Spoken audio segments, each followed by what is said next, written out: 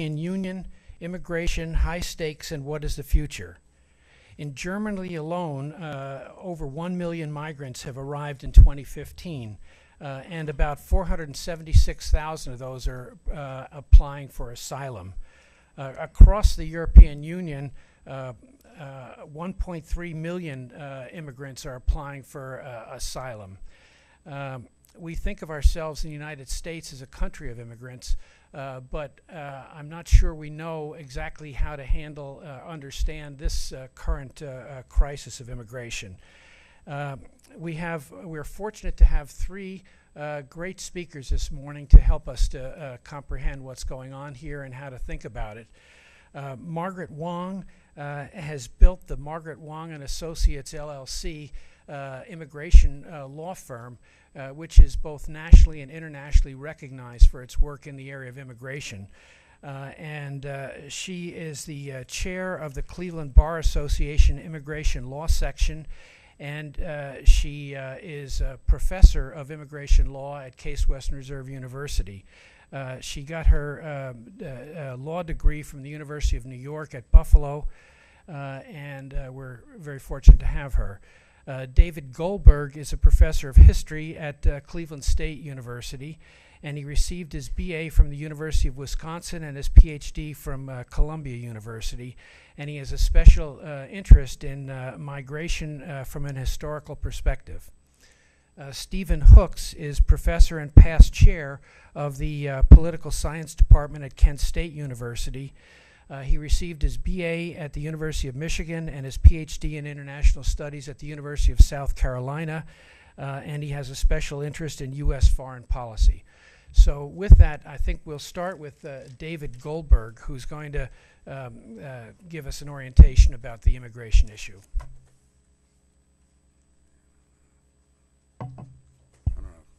This is a bit unnatural for me. I have a loud voice, and I usually don't use a mic.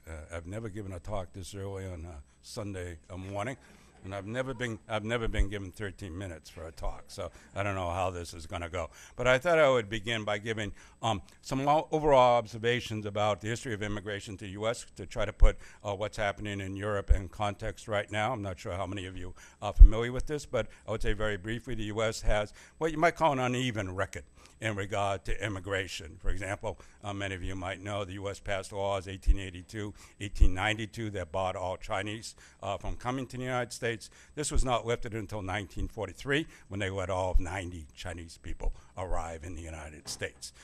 Also in regard to those from Japan, they were part of a group known as aliens ineligible to citizenship, and those who were put in that particular designation were also barred by law in 1924, so they weren't even allowed to come any longer. And of course, people familiar with the internment camps of the Japanese. And what many of you might not be familiar with is the U.S. passed law in 1924 that aimed at restricting those from Eastern and Southern Europe, mainly those who were East European Jews, Italians, and Slavs, because they didn't want them to come any longer.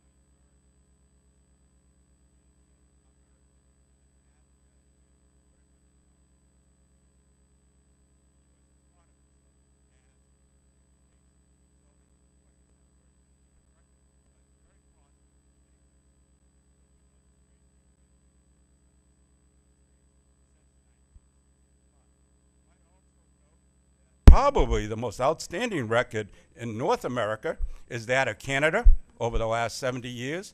Canada in the 1950s allowed many immigrants who could not come to the United States. If you're familiar with the city of Toronto, Toronto was transformed by immigration during the 1950s, 1960s. Canada has embraced the concept of multiculturalism, probably more than any other country in the world. And maybe quite remarkably, Canada is right now accepting more migrants from Syria than the United States, even though the U.S. invasion of Iraq, which you'll hear about, has a lot to do with the major crisis that's occurring in the Middle East. So I wanted to make those comments as a way of thinking about how do Europeans deal with immigrants, and as a way of thinking about Europe is facing a major crisis right now. Worst crisis in Europe since the end of the Second World War. But I think to understand why there is such growing hostility to migrants in Europe today, it's helpful to remember that Europeans do not have, for the most part, this flexible idea of nationality. For example, you might be a third generation Moroccan or Algerian in France, and you'll still be viewed as Moroccan or Algerian. You might be a third generation Ethiopian in Italy, and you'll still be thought of as Ethiopian. They don't have a definition that we have of you can have a kind of dual identity, or what used to be called hyphenated individual, that exists in the United States. They have much more trouble accepting the idea that someone who's born, say, who's not in Italy, it can ever be Italian. And the same goes for France. This helps explain why immigrants in many European countries have been so marginalized. I think of France especially, living in these high-rise projects, really ghettos outside of cities. You can see this in England, you can see it in Italy, you can see it in France.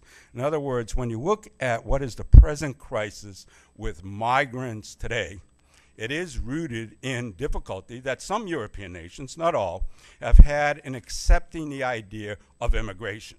They don't have this perspective of being an immigrant nation the way the United States does. And I would say even in Germany, and of course Angela Merkel has been a shining light in the present crisis, and she is facing intense hostility both in Germany and from other European countries as a result of her attitudes, which are shaped by German history and the past of Germany. But even in Germany, for a long time, if you were born in Germany and you were a Turkish or a Kurd, you could not become a German citizen. And if you were of German nationality and you came, say, from Russia, you could automatically be a German. So Germans also have had this issue around who really can ever become a German. And that's kind of a framework, I think, for the current crisis. In other words, what is occurring right now is rooted in difficulty that Europeans, coming out of their own history, have with immigration.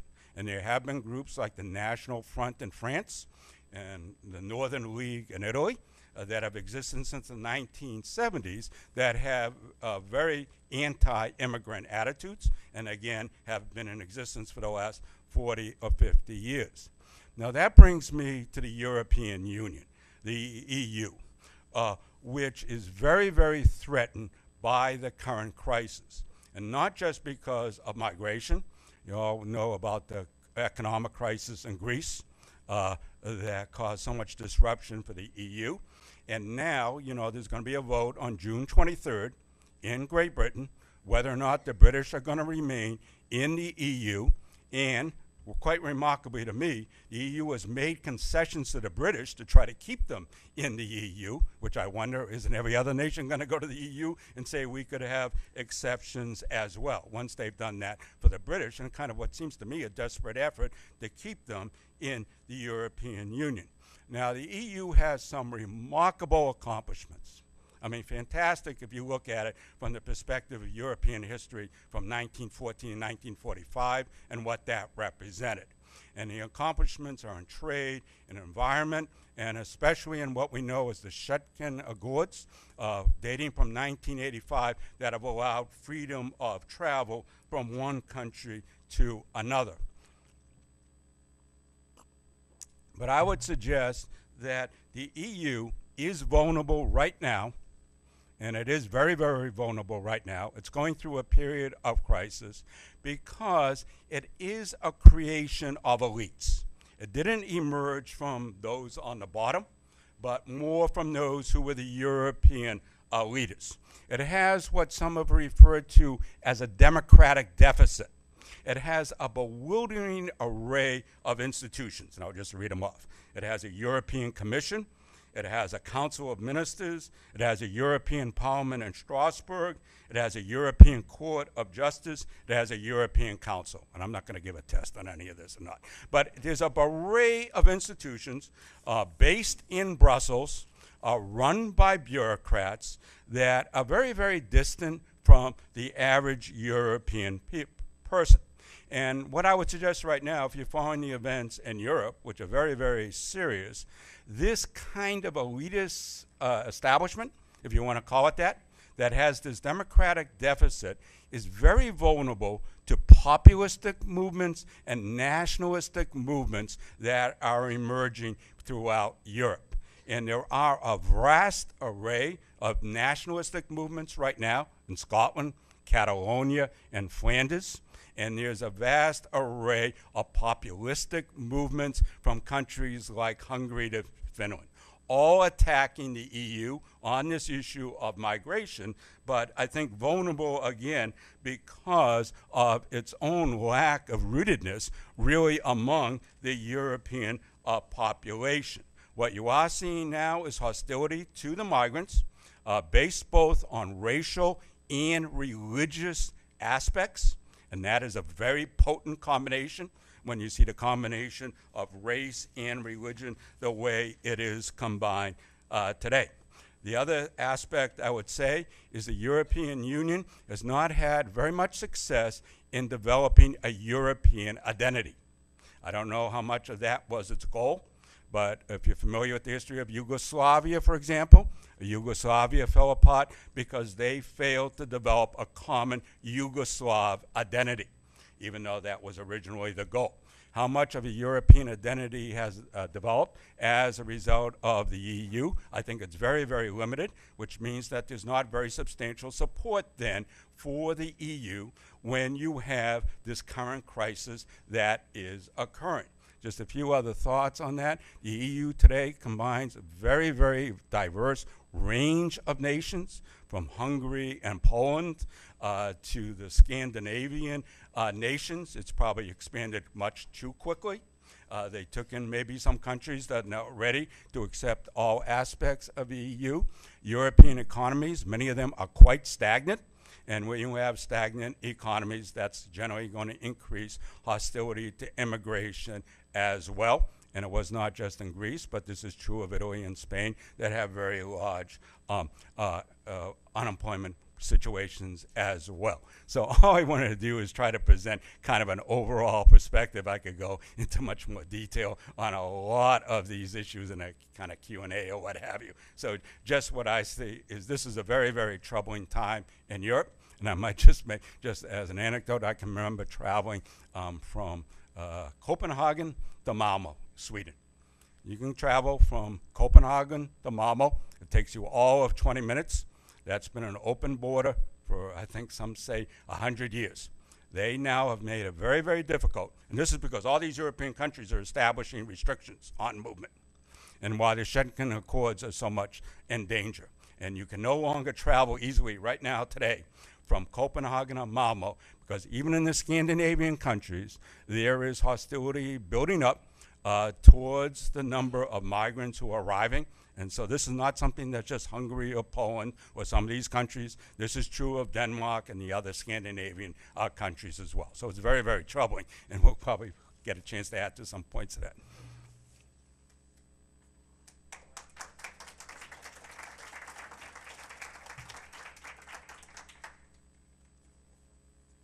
Thank you so much, Jim and Professor Goldberg.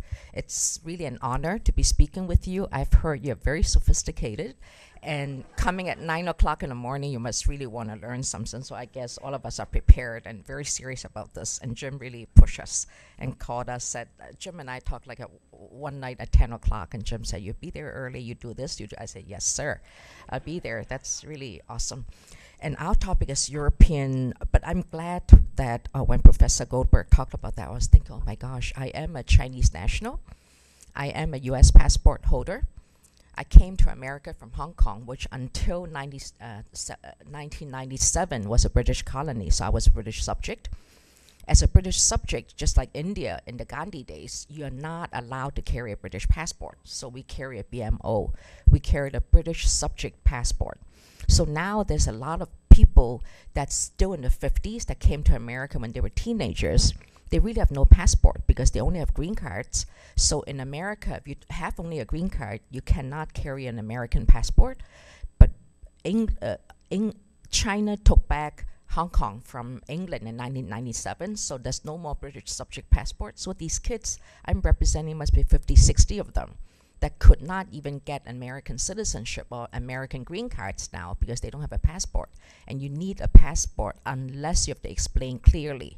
So these are little things that in America immigration law and in EU immigration law that people don't think of. I think the general perception in America have a lot, I mean, let's think about it. Even the Air Force, the Marines, they're advertising on TV now, and if you see a movie, right, you see these advertising, oh, serve your country. And I still think America is the greatest country to live. There are millions of us. Anywhere you go, they hate America, the Arabic world, but they all want to come to our land. So I was thinking, if you don't like us, why do you want to come, you know? But they want to come. But the sad thing about American media perception, and even whoever his name, Les Mooney was saying, oh, roll them in because we'll sell more papers. And that's a problem with American media, because American media makes the Mexicans look like they're rapists, they're criminals. But America knows what they're doing. In even though I may not personally agree, but America knows, because in September 11th in year 2000, Bush was here, Little Bush. The Chinese call them Little Bush and Big Bush. So Little Bush put a Homeland Security Act came in February 02. March 03, the first department they took in is immigration. Why? Because money talks. Do you know people like us who get green cards who become citizen? When I got my citizen, it cost me like $25. And then it's 2 months you became a citizen. Now it costs $680 for one citizen application. And if you fail your English test or history test, you can only take another one, and then you have to pay another $680. In my days, 30 years ago, 40 years ago, when we become American citizen, if I fail my test because I was nervous or whatever, I don't speak English, I can keep taking it for that $25 until you pass. So nowadays, I tell my clients, don't even pay a lawyer to get your citizen. Pay like an English language center or a library to teach you English so you can take the test twice. So these are the two things where American general public doesn't know. So American laws is controlled by the Constitution, all right? Even now with U.S. Supreme Court Justice Scalia died, now we have to how to interpret that. Underneath that, you think about the code. Code is passed by the Congress and the Senate and vetoed or signed by the President of the United States. Then you have the code. Then you have the regulations, which is controlled by the field. Poor lawyers like us and the immigration judges who are totally burned out, and immigration lawyers were all burned out, and the immigration, both on the private sector and representing immigration, we are the soldiers, the foot soldiers. It's like the kids who went to West Point, we're the foot soldiers. When Washington tells us shoot, we shoot, you know? So we are like, why am I shooting all these people? But America is still the greatest country, because if you look at the EU, I always tell our people, you always think of parallel track. If I had an affair with either a man or woman, how would it affect me in 3 minutes? I have that ecstasy. How would it affect me in 3 years? Oh my gosh, my family, my wife want to divorce me and have to pay a lot of money. How do I be affected in 30 years? How does it affect your legacy? You look at Donald Trump, you know, I mean, he may be a great marketer, but, you know, all these wives, what is he doing? You know, all these bimbos. So these are things where, if I were him, if he knew he would be president, hopefully one day, he would not have married and divorced, but he would have stayed with Ivana Trump or Ivanka. His children are awesome, I heard. So you think parallel tracks. Asylum versus migrant in the EU. asylum is when you want to come to America because of political, economic persecution. A lot of these El Salvadorians, Guatemalans, and Mexicans, because of the gangs and the drugs and the donkeys and the mules, they're pushing these kids to anybody who's very white, like the northern Mexicans.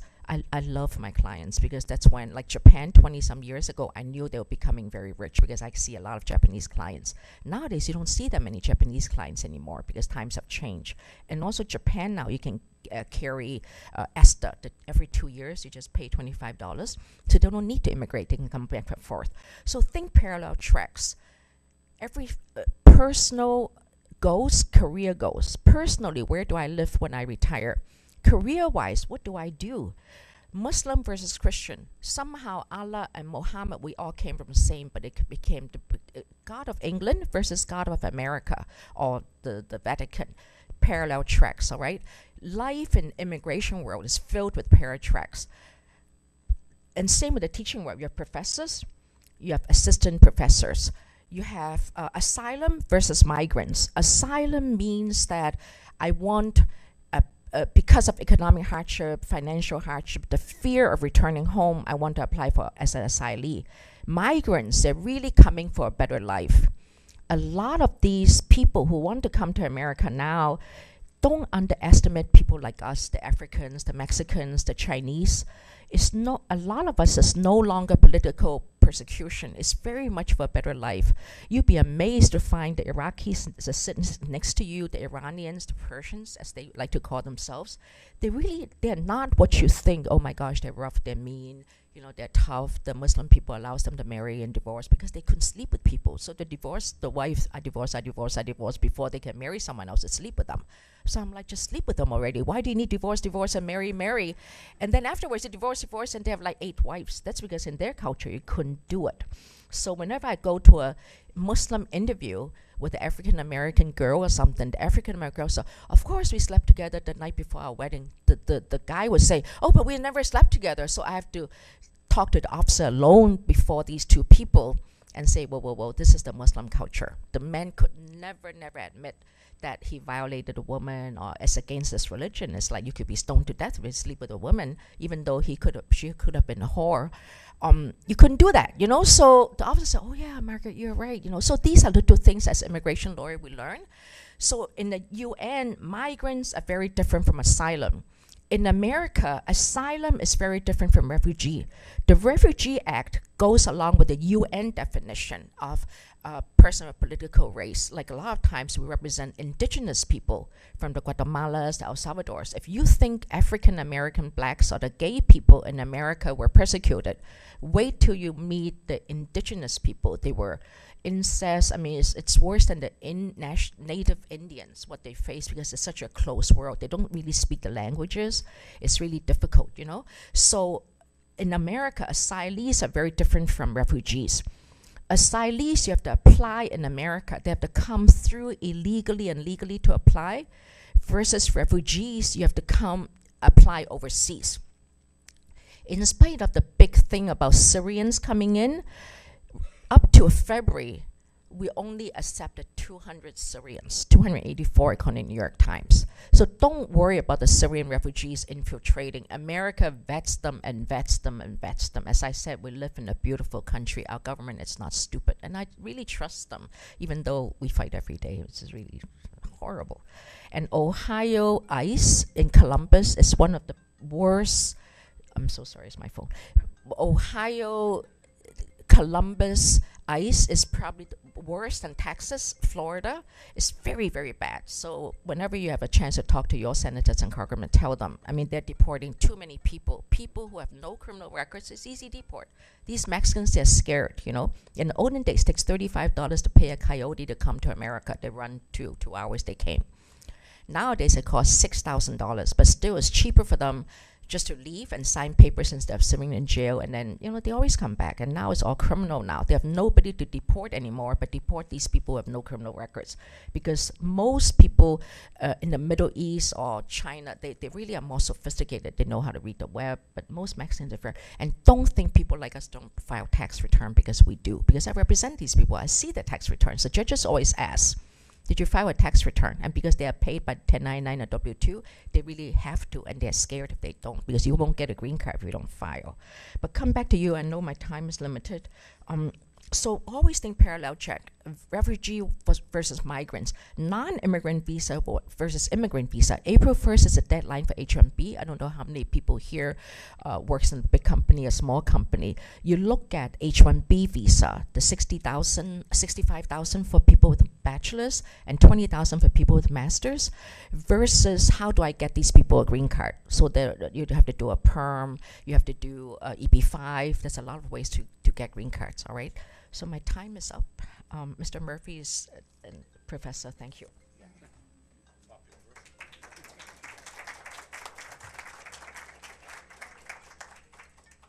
Stephen Hook will tell us about U.S. foreign policy. I like the music.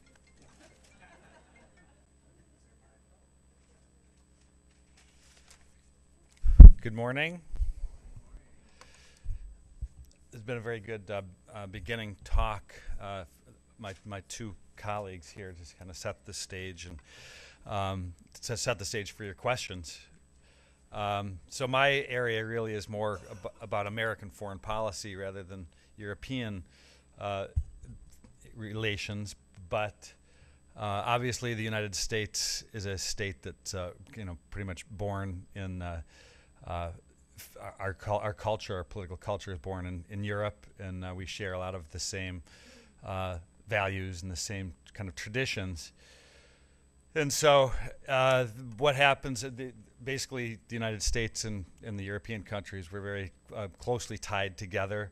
And what happens in Europe, and you mentioned some of the problems domestically with the divisions, we see, of course, that in the United States, right? We're certainly not of one voice, and so we came here to create a new life, and that's what the immigrants are trying to do in the United States. I looked at some numbers last night. It was kind of interesting, kind of sad, and then also very interesting. There's something like roughly 130 million immigrants, or migrants, people who are disconnected from their homelands. Syria itself, 4 million have fled, and 8 million are in what they call internal displacement. So that's 12 million Syrians. Many of whom are trying to get out, obviously, to Europe and to maybe possibly the United States. The United States is, as you know, sort of the melting pot historically. I looked at some of these numbers. Roughly in the past decade, the United States has basically averaged about 70,000 migrants into the United States. Refugees, and that so 700,000 in the past decade have come into the United States for various reasons, and there was sort of a surge since 2007, and most of the shift after 2007 is that they're more the primary source of migration into the United States is from it's from basically the Middle East and Southern Asia. So the demographics have shifted, the geographical focus has shifted to some extent. I think the key question for the United States is that the same kind of nationalism, the same kind of anxiety that you described in Europe, is clearly evident in the United States, and we see that in the political process. And the United States is, because of the San Bernardino, especially the terrorist attacks there, it sort of reinforces that new sort of feeling of anxiety in the United States since 9/11. The United States prior to 9/11, Americans were quite secure at home. Since 9/11, the psychology has changed, and certainly after the war in Iraq has made, created all sorts of problems for the United States in terms of our soft power overseas, our credibility, and really, questioning, what our government was doing and getting the United States involved in that. And so that's something that has kind of tarnished the American image and has had this kind of consequence, the kind of cynicism we see in the United States right now, domestically, not just overseas.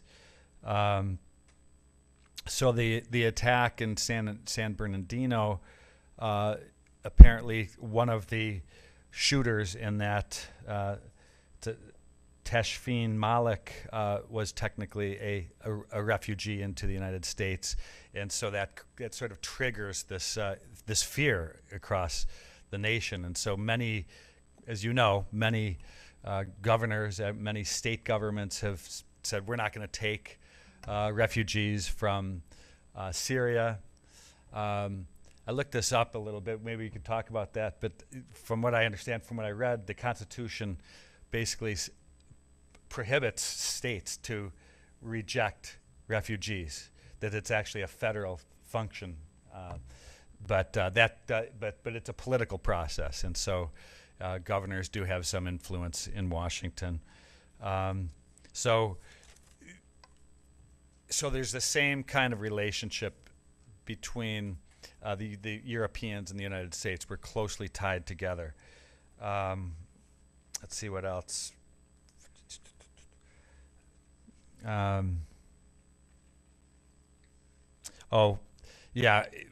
We do have this problem with the Europeans because of the Iraq War and the lack of trust toward the United States.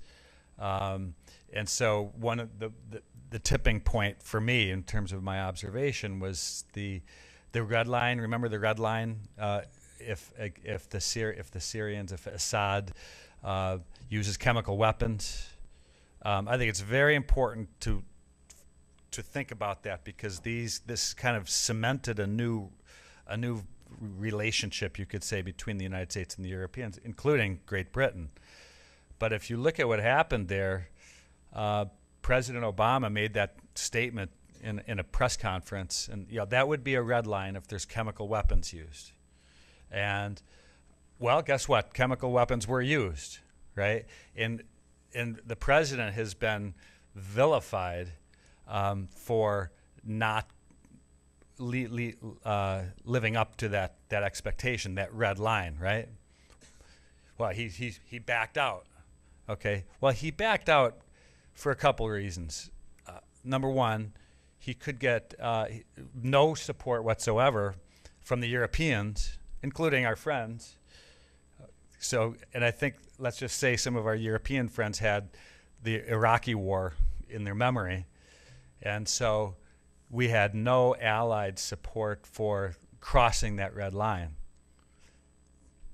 And then the other thing was our domestic politics, and we couldn't get our Congress to support it, nor could we get public opinion behind it. So all of a sudden, Obama's, he sends a naval brigade, and he's on the verge of, pretty large scale missile attacks on Syria with no support whatsoever. And here again, then the United States would be, criticized for being a lone wolf, doing everything on its own. So that really kind of tarnished relations between the United States and Europe, and it kind of has allowed the United States, the Obama administration, the governors, to really say, okay, let's take care of ourselves. What are we going to do? Let's build a wall connecting the United States and separating the United States from Mexico. I think that's kind of the nationalism that we're seeing in Europe and we're seeing in the United States, building these.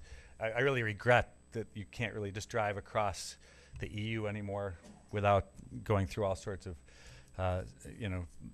delays. But so now we've had in the United States an ongoing issue with the Mexican border. We had an avalanche of Central Americans, hundreds of thousands of children who were kind of coming into the United States in a very short period of time, which left the American government difficult opportunity to respond, carefully with that. So that kind of nationalism that we see with, if I may say, Donald Trump in saying we're going to build this wall across, the whole 2,000 miles or something like that, maybe even connect Canada, parts of Canada. That's just a response to a lot of anxiety and cynicism of the American people, and it hasn't helped, in my view, in terms of our foreign policy, that we seem to have kind of separated in some respect from our pact, our shared interests that we have with Europe. But when you get into a situation where nationalism takes over and you get these groups, you're in a new zone where it's about domestic politics. It's about what's happening in your political culture at home. And so there's less opportunity, you could say almost less luxury to engage in the kind of the positive aspects of U.S. and European relations. It's both on both sides of the Atlantic. Things are kind of very unpredictable right now, and there's a lot of domestic politics that has to work its way through before we can get some kind of coherent relationship between both sides of the Atlantic Ocean. So, did I 13 minutes, or I didn't look at my watch, so okay. So before we start our questions, there's a clipboard which will be passed around, and if you're not on our mailing list and would like to be on our mailing list for information about future forums, please give us your email. And we never share that information with anyone, so it's confidential. The questions, please raise your hand if you have a question, and there are volunteers on either side of the hall with microphones who will pass you a microphone when it's your turn with your question. And speak directly into the microphone because we're recording this, so we want to be able to hear your question well. So.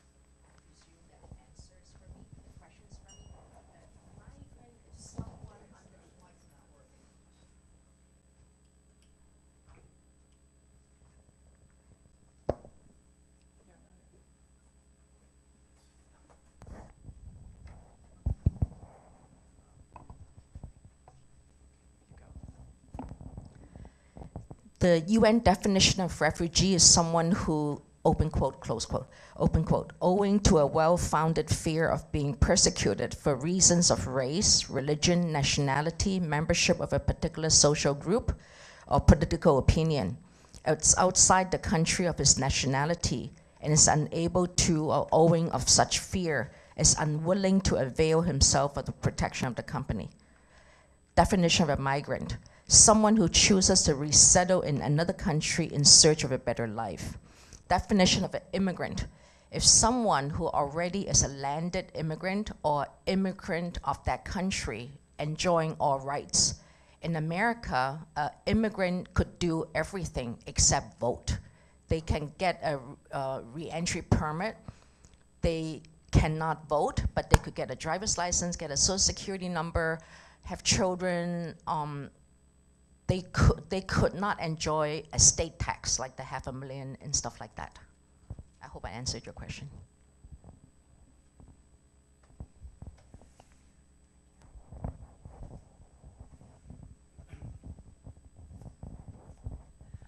I guess my question is broad in the sense that it seems to me that Americans and probably Europeans and wherever migrants are coming, on an individual level, when they hear the story of someone who has struggled to get away from a terrible situation and cross borders, get there, and so on an individual basis, are much more thinking, oh, this poor person, and how can we help? But when it becomes large groups, then that same sense of wanting to help and empathy and so on goes away. And to my mind, that's part of what we're seeing in the United States. And yet, it really ends up coming down to the individual who's being helped. I guess my question is really, from a policy point of view, where we've only had 700,000 immigrants over 10 years, which is not that many, what are some of the policy things that would make it work better for the rest of the world and for us in a time where we're going to see increasing numbers of climate refugees, political refugees, et cetera, knowing that places like Cleveland need people and need refugees? So, as I say, it's a very big question in terms of policy and how we can go from this sense of responsibility to individuals to larger numbers. You have thoughts? Is that for me?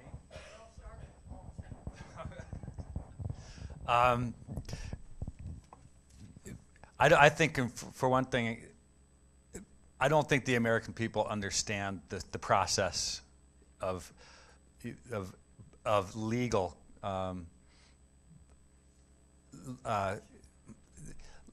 legal settlement into the United States, and how it's vetted, how it has one of the most systematic processes to make sure that these aren't terrorists. I wrote this down.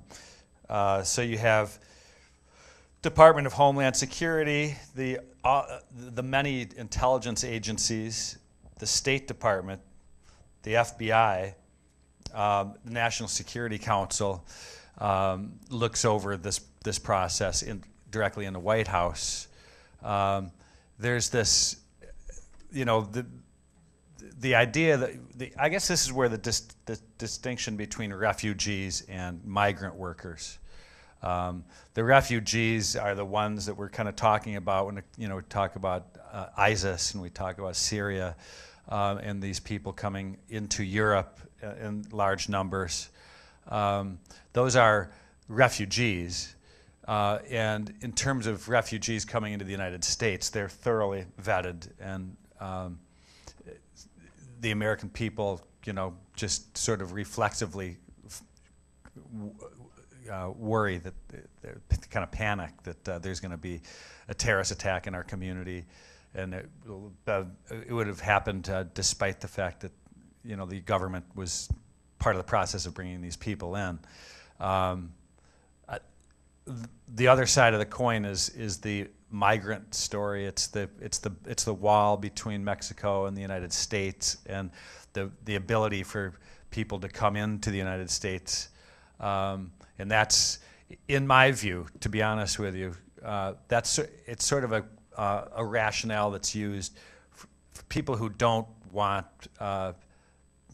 migrant workers coming into the United States, whether there's a racial aspect to that or some all these, they're taking away jobs or something. What's happened now is this has been connected to 9/11 and terrorists coming across from God knows where, Argentina or Chile or Nicaragua or something, coming into the United States. So the migrant worker issue that has morphed into something that really relates, unfortunately, to 9/11 and terrorism in the United States. And so that has encouraged people like Donald Trump to conflate those things and say we're going to put up a wall between these two countries because of God knows what's going on down there. And that, from a policy standpoint, yeah, I mean, if that were to take place, it would be a radical change in terms of our policies. I think the Obama administration has done, if I may, has done a fairly good job in terms of keeping, at least making efforts to allow migrant workers who are in the United States, who may not be classified yet, but to stay in the United States, especially if they have families, if they have jobs, if they're settled, and to give them an opportunity to stay in the United States rather than having to go back and try to get back into the United States. So that's a policy issue that, of course, has been very conflictual between the Republicans and the Democrats. And I think Obama has tried to navigate his way through, including using executive orders rather than legislation, to try to help our migrant workers in the United States, who, as you probably know, are incredibly productive in terms of our economy, and also quite honest and quite just very supportive of American values and being part of the United States, despite that image that they're all worthless terrorists or something that seems to be getting around in some corners. Question is here. Yes. Is this working? Okay. First of all, I disagree to some degree that the United States, the people of the United States, can be characterized as being extremely only anxious about terrorism in terms of this question. And personally, I have a question of, and the reason I say that is because you watch these images on the television over and over, and to me the question is, okay, what are we doing about it? Are 284 people, and there's thousands and millions of people that have been displaced, and as you referred to, partially because of the United States war in Iraq, and I maybe would like a little bit more of a timeline and your reasoning for saying that explained. So, I mean, part of why I came today is because I want to know, what are we doing? 284 is nothing. And is there a process that's in place, or are we okay to just lay in the cut? Okay, I thought I'd make a few comments about the previous question and then the question just asked. What we're seeing in the Middle East right now is quite remarkable because it basically is the breakdown of what's known as the Sykes-Picot Accord, by which the British and French decided in 1916, as a result of a secret treaty, how they were going to divide up the Ottoman Empire. This was done by the British and French as part of the World War that the U.S. joined in 1917. These were artificial states that somehow have maintained themselves ever since 1916, made up of a wide variety of groups, but now they're breaking down. And that's not to mention what's happening in Afghanistan. We know that what's happening in Iraq is largely the result of the U.S. invasion and the consequences of that. And the U.S. has been fighting in Afghanistan since 2001. So you're seeing people from Afghanistan, Iraq, and Syria in unprecedented numbers that's established, setting off a crisis, not just in the Middle East, but in the European nations that helped establish that to begin with, going back to 1960. This is a very, very serious situation that's different than many of the questions about what's happening in the United States right now. The United States, of course, has both legal immigrants and those who come illegal. The one thing I would say, and refer to a couple of the questions, most of those who come to the United States are coming where there's opportunity. They're not going to come to the Cleveland area. They once did when there was opportunity in the Cleveland area. The first goal of most migrants and immigrants is to earn money, earn cash, so they can send that back where they came from. That's known as remittances. For a migrant or an immigrant, and I'm not talking about a refugee here, that's the first thing on their mind. They're not going to find that here. Ohio was the only state in the last apportionment that lost 2 seats. You know how the House is apportioned. So this has been a declining area for 50 years. There have been communities that have tried a proactive policy towards attracting immigration. Sometimes that can work, but for the most part, migrants and immigrants are going to go where they see opportunity. And again, I make a distinction between that and those who are currently fleeing in the Middle East right now, who are just absolutely desperate to get out of what is a series of civil wars that are occurring, and not just in the countries I mentioned, but also in Yemen and in Libya as well. This is an unprecedented crisis where we have a total lack of leadership anywhere in the world, other than, you might say, Angela Merkel, to try to deal with it.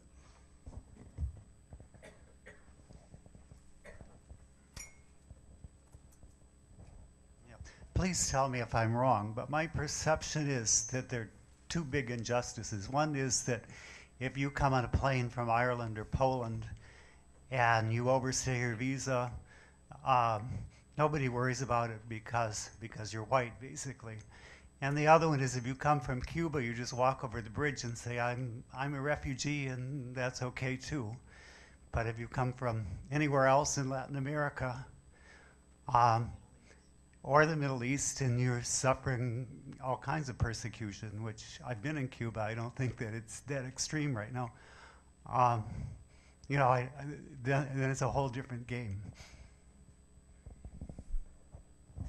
I'm glad you said about that. I do 5 radio talk shows, and we do 2 Latino, 2 Chinese, and 1 more for Europeans. You're absolutely correct. There was a time, though, that America was against the Polish, the Hungarians, and then the Romanians. They hate each other, and the Gypsies. But that was in the 70s and 80s. America always, it's weird. They always like to pick on someone. And then about 10, 20 years ago, they pick on the Chinese. Even now, they pick on the Chinese scientists and entrepreneurs and the state-owned businesses who buys American computer, and they indict our scientists. Every time you have a Chinese who work for a major company, they indict them because they're selling trade secret or something, you know? So, but that's more on the science level. But in the past 5 or 6 years, very much the Mexicans, not so much the Brazilians, the Venezuelans, but more the Mexicans, Salvadorians, and the Guatemalans, they were hurting. But it's not that long ago that the Jamaicans were hurt because of the drugs. It's like everybody who's Jamaican. In fact, I still remember people, the FBI, the gun people would go to a Jamaican funeral, and they'll listen to who speaks American or the Jamaican American. There's an accent there. And they'll let all the American people leave, and the 200 or 300 Jamaicans, they question each of them. They search their bodies. I still see clients like them. So, and now with the rampancy in drugs in Mexico, I've not yet seen even 1 Mexican indicted on drugs. It's very much the El Salvadorians that's indicted. But you're right, it's horrible. But the nice airport, I tell all my friends, if you look halfway indecent or people of color or indigenous or something comes through JFK, I think that's one of the best. If you're Indian, never go through Newark. They're against it. Chicago, after Obama became a president, is becoming mean now because they're like, oh, they want to show our president, even though he himself is traveled in Indonesia, raised in Hawaii, is African American, he's a hardcore. So he's deporting our people, and that's why the definition of deport, I think he's trying to push the American public to accept immigration reform. So in the meantime, there's we have hundreds and thousands of Latinos, Chinese deported, but you're right, not so much. There's a lot of the older Romanians, and not so much the Hungarians, the Romanians, and they still don't have a green card. And you can tell they had past persecution, maybe not future persecution, but they had, because their mind is not right. And I still represent these people for 30-some years, 20-some years. And then if you look at it, and I'm glad people here like history, the Second World War, because we work with the Philippines in Asia, a lot of the kids, Filipino kids, there's something. If you look at the great books, the Korean kids are coming up faster than us because of the Korean War, the 51 to 53 Korean War. So you see a lot of wonderful Korean Asian writers now versus the better Chinese writers, because our people didn't come to America after the Nixon and Kissinger visit, which is 72 and 78. So our people really came illegally or legally after 79. My children went to Brown, my children went to BU. Whenever I go to graduation, I ask the Chinese kids, I say, oh, where are your parents from? Oh, from China. Oh, from Hong Kong. Because in Hong Kong, in 56 and 58, there's a lot of Chinese because of the communists, the Civil War and stuff. They escaped, they swim, just like the Cubans come to America. The Chinese swam to Hong Kong. And these kids, after 2 or 3 years, because they couldn't get papers in Hong Kong, we have 6 million people at that time, they all came to America. Now they are bankers, they run banks, they run for races. That's why I always remind the kids, ask your parents, if they're born in China, they are from Hong Kong, how they came to America, how they came to Hong Kong. And these kids don't know because now they all wear Chinese love, Louis Vuittons and Chanel's. These are 20-some-year-old kids, because once I look at the age and where their parents from, I know my history. I know in the 20s how we came, exactly what the two professors talk about in the 80s how we came.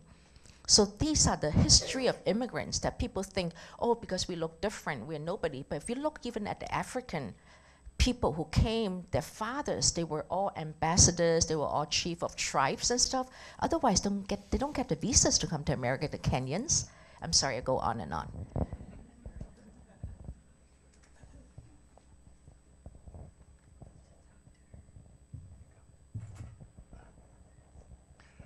In terms of trying to understand the current anxiety against immigrants, there are many factors that influence whatever a population decides to get anxious about. I don't hear anything said about the increase in population density of the recipient countries and how that might influence the attitudes that show up. Well, the area I've been focusing on kind of recently is the European Union.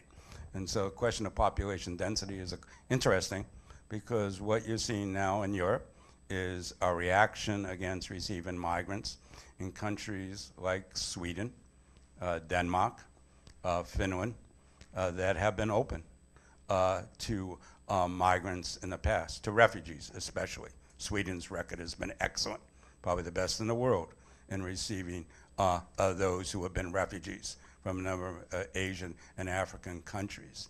Obviously, they have space, but they also have extremely well-developed welfare state systems.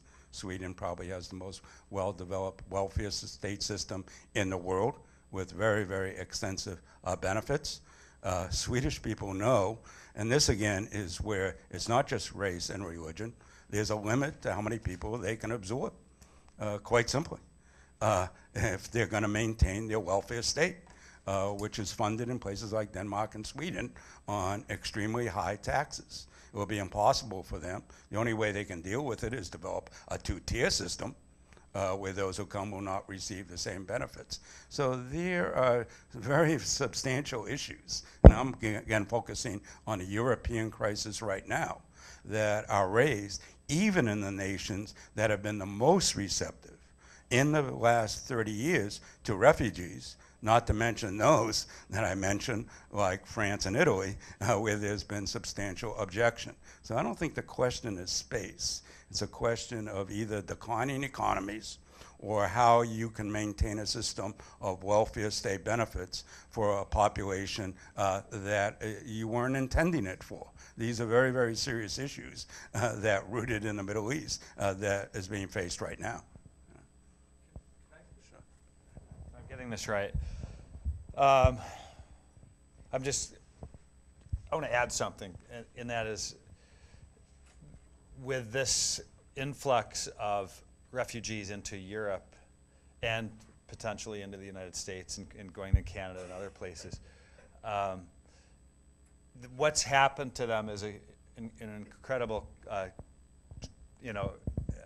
incredible crisis, and something that on a human level is something that these refugees are never going to, forget. This is going to be a turning point in their lives. And the bad news is they're completely resettled, they're completely dislocated, disconnected from their homelands. But there is something of a benefit here. The Middle East, the countries of the Middle East, as you probably know, if you look at a map from Freedom House and the human rights NGOs, the Middle East is by far the most repressive region in the world in terms of the type of governance they have. Either monarchs or strongmen, military leaders, or religious leaders. In all three cases, those people have not experienced any sort of democracy or freedom, not to mention education that can export them to other parts of the world. And to the extent that they're going to have that opportunity to grow up in the European venue, North America, other countries, there's the prospect that these refugees are going to become incredible citizens and incredible workers and people who are introduced to democratic values and a kind of civil society in which people can speak and people can go places, and so that's sort of the silver lining. I think they certainly would prefer to have life as it was 5 or 10 years ago, just because of their tradition and their families and everything. But there's something, there would be something in coming their way also once they get settled, and if they can settle the political, the internal issues, and the friction, the racial friction. If they can work through that, then it's ultimately going to be of pretty good benefit for the refugees. That makes sense? I have a question myself here. The several factors have been noted, one of which we just mentioned, like overpopulation, how many can countries absorb. But certainly one of the factors that causes some resistance is the suspicion that refugees, immigrants, are associated with criminality up to and including terrorism. In general, I'm interested to know, in general, to what extent is there any validity to that, or is this just way overblown? And I'm citing a particular incident. It was New Year's Eve in Berlin, I think, that things got out of hand, and there were assaults and attacks reported, and they were attributed to immigrants, refugees. However, I read something that said the proportion of refugees or immigrants, non-Germans, involved in those incidents was something like 6 to 10%. And I never heard how that was resolved. Do you know anything about that? The general question and that particular incident? Well, I think what you're referring to actually occurred in Cologne and also occurred in Berlin. And what happened in Cologne was, we know, very tragic from the perspective of Angela Merkel, together with the attacks in Paris. Because Angela Merkel has, for, again, reasons very much influenced by German history in the effort to exterminate the Jewish population, opened the borders of Germany for migrants in a remarkable move compared to the other European countries. What happened in Cologne was a mass groping of women by those who were migrants, and large numbers of women were attacked. This also happened in Hamburg, and it fed into the reaction against migrants. And now, what percentage of the migrants actually participated in this is actually very small. But what it does point to, and many people in Europe who are not right-wing nationalists or whatever are aware of this, is that those who come from the Middle East, and Stephen spoke to before, come from very, very different cultures and have very different relations among gender and very different assumptions than exist in European countries. One thing I would say, in a country I'm familiar with, is the Netherlands. Europe today is incredibly secular. Hardly anyone goes to church. The numbers who go to church is probably around 2 or 3%. People in Netherlands and Denmark take pride in being very, very secular. So you're receiving people who come from a different culture, who religion plays a different role, have history of different relations, and to say this isn't going to create problems when you have mass numbers would be foolish. It is going to create problems. So that was an incident in Cologne, especially. That together with the attacks in Paris generated, again, more and more hostility to the migrants, which you are seeing again, what's happening right now, and there's a major meeting tomorrow of European nations. They're trying to develop some kind of quota system. So these kind of incidents, which again involve very, very small minorities, do feed in to the kind of unrest among those who are either nationalistic or hostile to receiving more migrants. I have two questions. One, based in that I'm appalled that our country doesn't seem to have the will to do our share when it comes to the immigrant crisis and that sort of thing. So my first question is, are there some policy stands that you feel could be advocated to help address that we could contact our representatives to promote? And then the second question is, maybe there isn't any policy that can be done, but maybe groups of people can sponsor immigrants. So my question is there a Syrian community here in Cleveland, of which I'm currently unaware, that could be contacted? Are there ways that just people on the ground can sponsor people and do something to be helpful? We can't do everything, but maybe we can do something.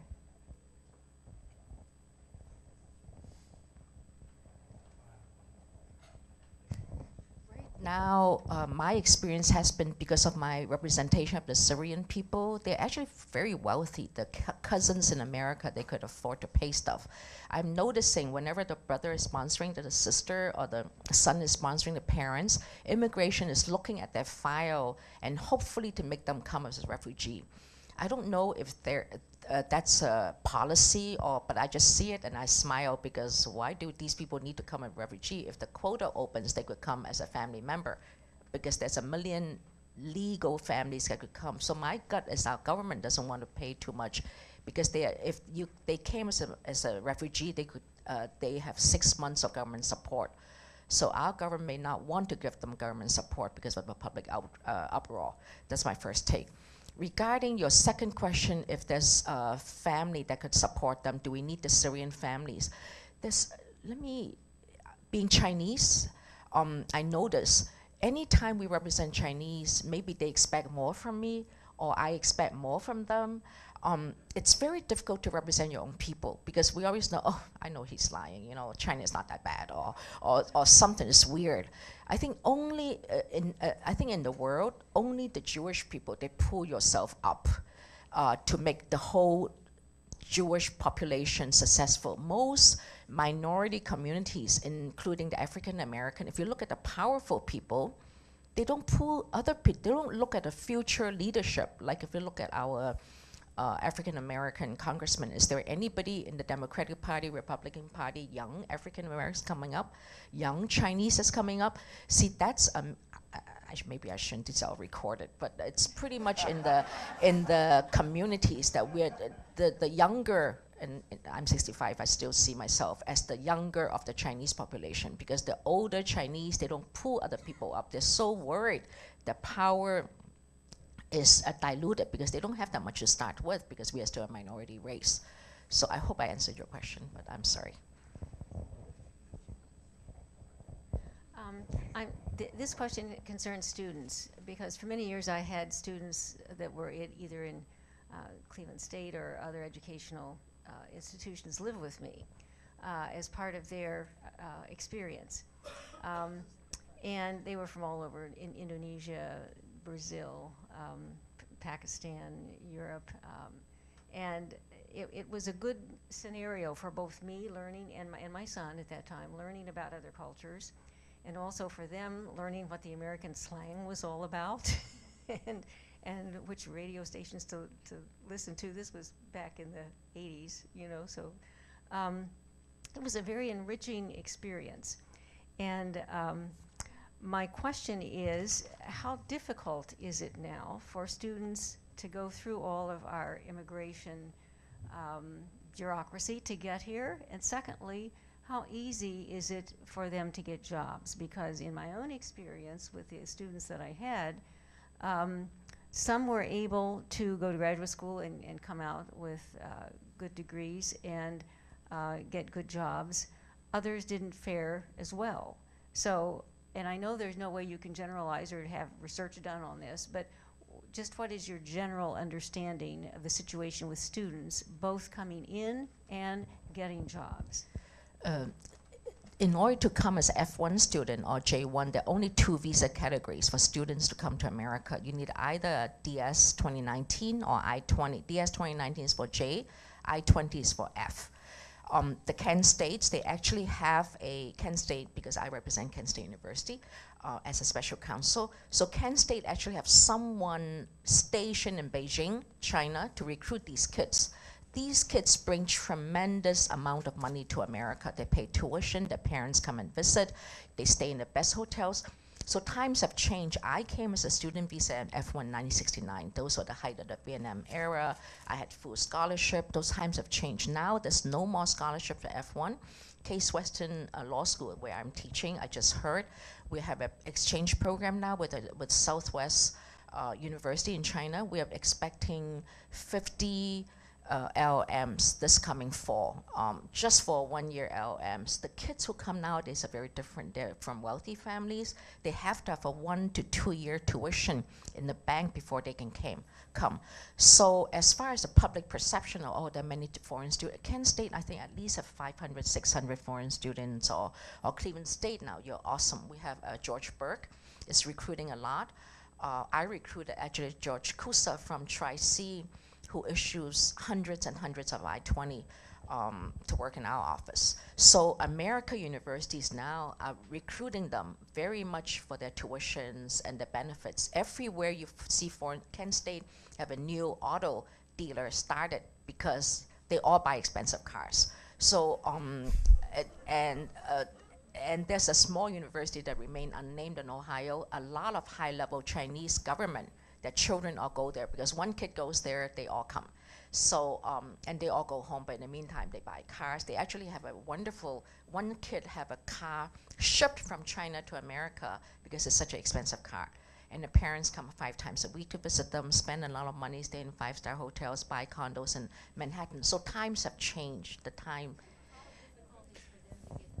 I think we need to stop at this point. I want to thank everybody for coming this morning. I'd like to thank Stephen Hook, Margaret Wong, and David Goldberg for a wonderful presentation.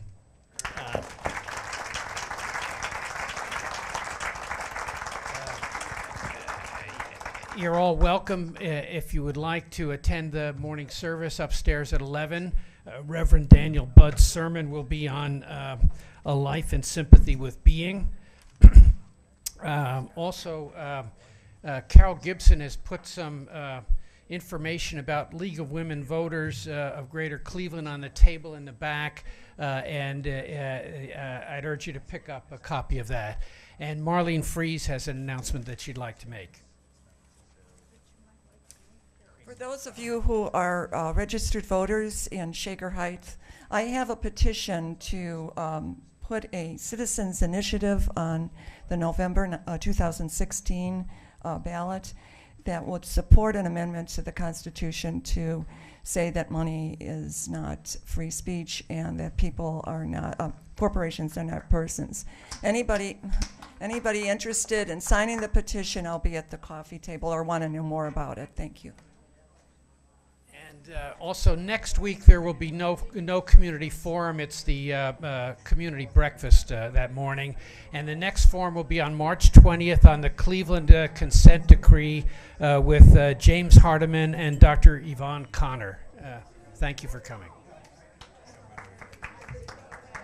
Let's get you 3 scooched together with big smiles on your face.